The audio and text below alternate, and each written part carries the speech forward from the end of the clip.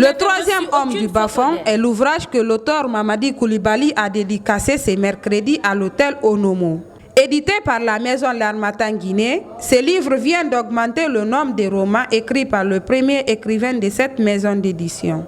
Le roman d'aujourd'hui, intitulé Le troisième homme du bas-fond, traite de la problématique de la criminalité à travers la découverte de 2 corps sans vie dans un bas-fond de la haute banlieue de Conakry.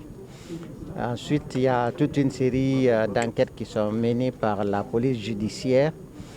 Substantiellement, c'est de cela que je parle jusqu'à l'identification des coupables. Tous les jeunes qui écrivent sur le roman, les récits, la création et tout, viennent rencontrer Mamadi Coulibaly avec leur projet.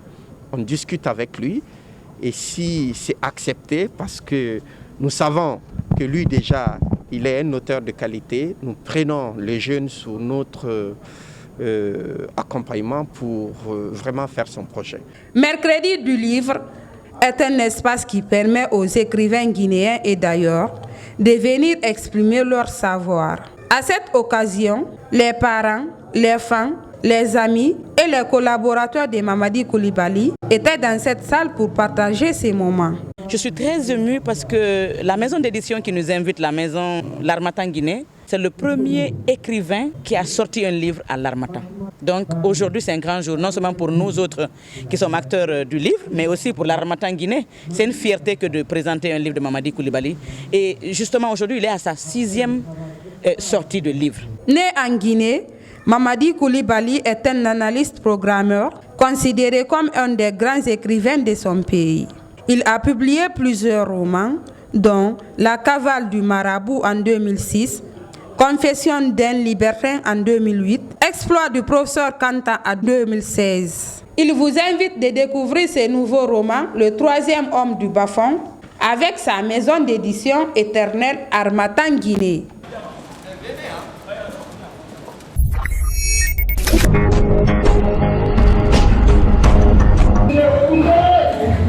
Les rencontres se multiplient sur le terrain pour le soutien de la candidature du professeur Alpha Condé. Ces hommes et femmes sont venus aux Ardennes du 2 octobre pour assister au lancement officiel des activités de mouvement Matanlagny pour la continuité.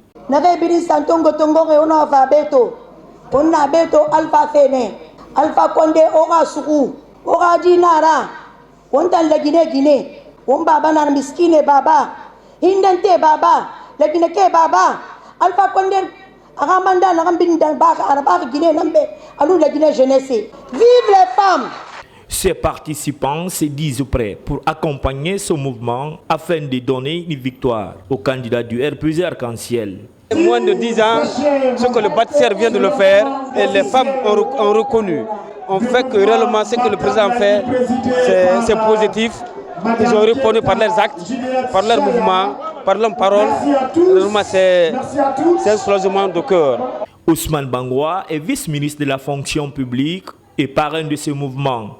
Pour lui, la candidature du président de la République est une chance pour la Guinée. Toutes les actions que nous allons mener, que la paix soit le mot essentiel, l'action qui va guider notre démarche. Que chaque citoyen, chaque militant a hérité tranquillement ses cartes d'électeurs, fasse porte à porte, sensibiliser les gens sur la motivation et les différents acquis de notre candidat. Une élection présidentielle prévue le 18 octobre 2020. Dans le rang du RPG Arc-en-Ciel, les mouvements ne font qu'augmenter. Pendant ce temps, le mouvement Matanlagny promet un résultat satisfaisant en faveur du président de la République dans la commune de Kilomètre 9.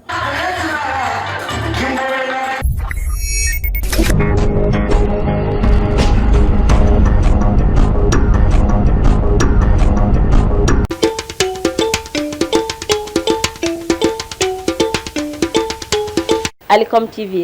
La télé web. La télé qui dérange.